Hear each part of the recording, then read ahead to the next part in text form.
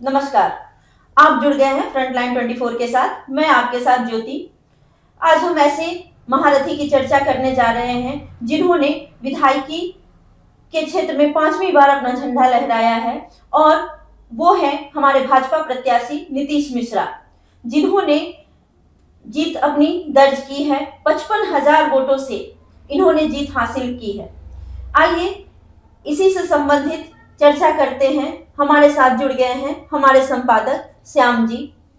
नमस्कार सर, झंझारपुर विधानसभा क्षेत्र जो कि संवेदनशील क्षेत्र रहा है हमेशा से, और वहां पे विकास कार्य भी बहुत ही तेजी से होता दिखता है।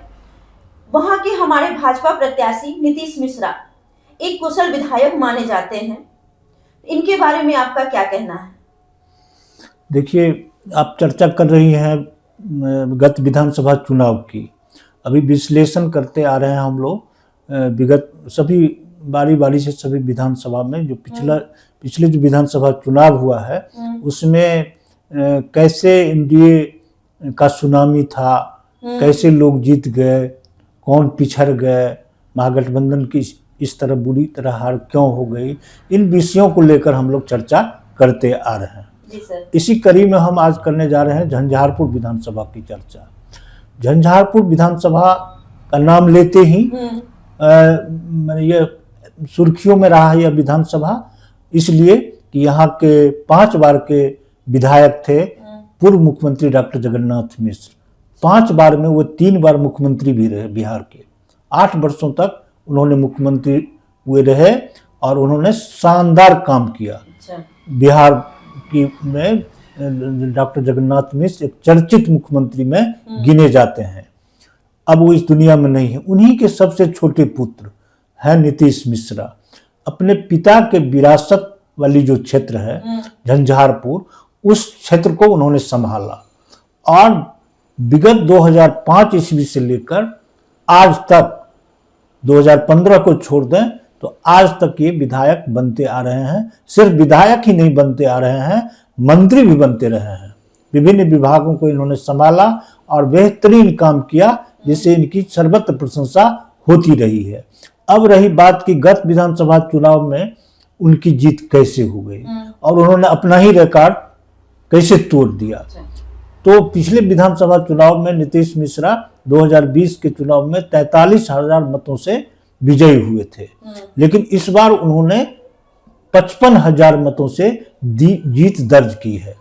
सबसे खास बात ये रही कि नीतीश मिश्रा ही एक ऐसे इकलौते विधायक हैं पूरे बिहार में जिनके क्षेत्र में चुनाव के दौरान एक भी एनडीए के बड़े नेता प्रचार प्रसार करने नहीं पहुंचे। और इसके पीछे ये है कि उन्होंने खुद मना किया था कि मैं अपने ही दम पर चुनाव लड़ूंगा और अपने जो मेरा तौर तरीका है चुनाव लड़ने का, तो उस तरह से हम चुनाव लड़ेंगे। और वही हुआ, क्योंकि उन्होंने काम बहुत अच्छा किया है। उन्होंने झंझारपुर को सींचने संभालने का में दिन रात एक करते रहे हैं। तो उनको भरोसा था कि झंझारपुर जनता हमें झोली भर भर कर वोट देंगे और हमारी जीत सुनिश्चित है, हम जीतेंगे ही, चाहे कितना भी हवा बह जाए इधर से उधर, लेकिन हमारी जीत होगी ही। जनता पर हमें भरोसा और विश्वास है। ऐसा ही हुआ। महागठबंधन से प्रत्याशी थे फिर वही पुराने चेहरा राम नारायण यादव और नीतीश मिश्रा के बीच लड़ाई हुई थी। तो सर, इनकी कहाँ कमजोर पड़ी पार्टी जो इनकी हार हुई? जो राम नारायण है महागठबंधन प्रत्याशी, कहीं ना कहीं कमजोर पड़े होंगे। राम नारायण यादव सीपीआई कैंडिडेट थे। सीपीआई महागठबंधन का एक सहयोगी दल था।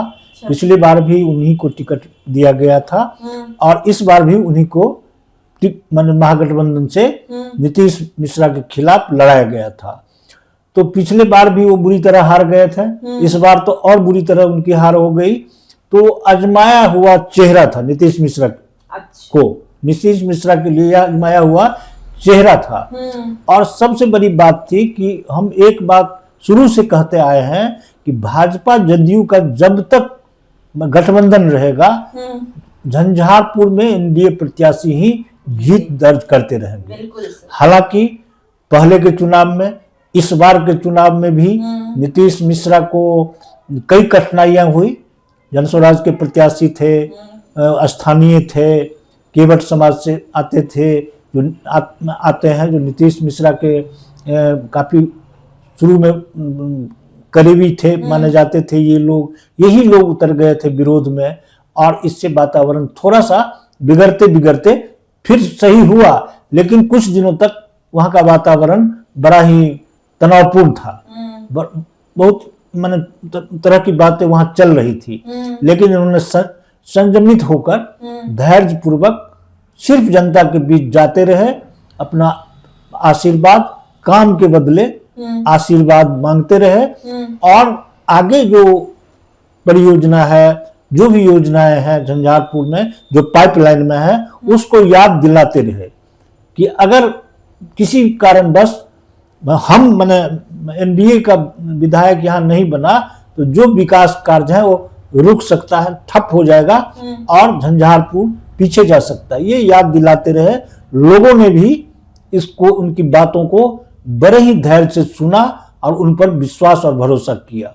नतीजा हुआ कि झोली भर भर कर नीतीश मिश्रा के पक्ष में झंझारपुर विधानसभा के लोग वोट दिए, और रिकॉर्ड मतों से 55,000 मतों से उनकी इस बार जीत हुई, जो जिला में 10 विधानसभा में सर्वाधिक है।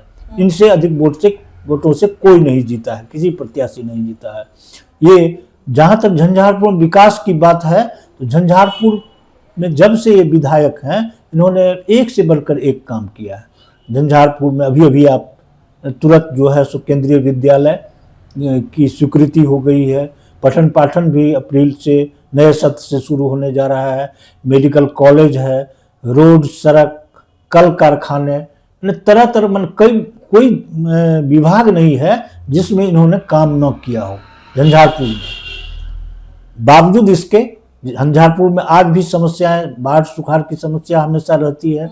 आज भी चहुमुखी विकास नहीं हुआ है, समस्याएं वहां हैं आज भी मौजूद, जो नीतीश मिश्रा जो विधायक हैं उनके संज्ञान में है कि हमको क्या करना है आगे। और बड़े ही वो माने योजनाबद्ध तरीके से काम करने वाले हैं, काफी पढ़े लिखे हैं, सुयोग्य हैं, और उनका जो विजन है वह अन्य नेताओं से कुछ अलग है। मेरा भी उनसे जुड़ाव रहा है, मैं भी उनको व्यक्तिगत तौर पर अच्छी तरह जानता हूं, वे किस तरह के व्यक्ति हैं और किस तरह से काम के प्रति समर्पित रहते हैं। विभिन्न विभागों में मंत्री रहकर इन्होंने बेहतरीन काम किया, इसकी भी चर्चा सर्वत्र हो रही है। अभी तक वो मंत्री नहीं बने हैं, लेकिन उम्मीद है कि आने वाले जब मंत्रिमंडल का विस्तार होगा तो नीतीश मिश्रा फिर से मंत्री बनेंगे, यह तय माना जा रहा है। ये मैंने जो चर्चा है बिहार की राजनीति में। और झंझारपुर के लोग कुछ दिनों तक मायूस हो गए थे कि इतने अच्छे विधायक, इतने मतों से जीतने वाले विधायक, निर्विवाद रहने वाले, किसी विवाद में कभी नहीं रहे, कोई इनके ऊपर किसी तरह का विवाद कभी खड़ा नहीं हुआ, काम करने वाले युवा नेता रहे हैं, आज भी युवा ही हैं, और युवा सोच है इनकी, युवाओं की फौज है झंझारपुर में इन्होंने बना लिया है। हर जाति, हर वर्ग, हर समाज के प्रति इनका जो समर्पण है या लोगों का प्रेम मिल रहा है इनको, यह अद्वितीय है। मैंने इसकी जितनी व्याख्या की जाए वह कम है।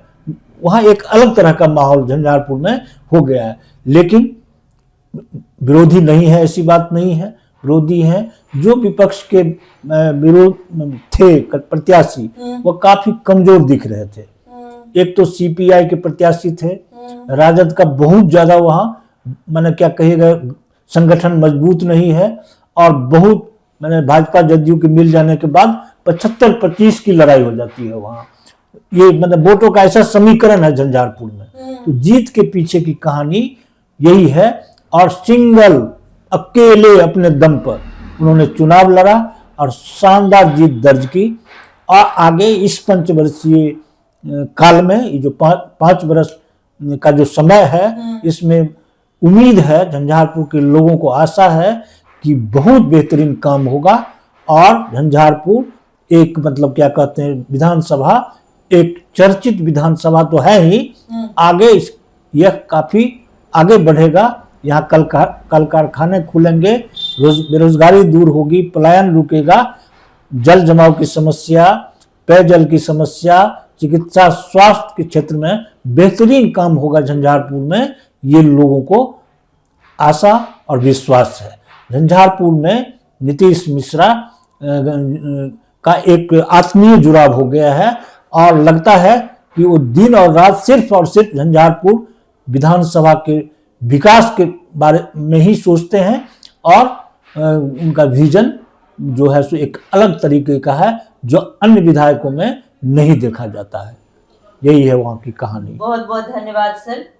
झंझारपुर विधानसभा क्षेत्र विकसित क्षेत्र की लाइन में सबसे आगे खड़ा है और इसमें किसी का हाथ नहीं, इसमें हाथ है तो झंझारपुर के ही एक लाल का, नीतीश मिश्रा का। जनता उनकी सहयोग करती रहे और इसी तरह वो आगे बढ़ते रहे। धन्यवाद।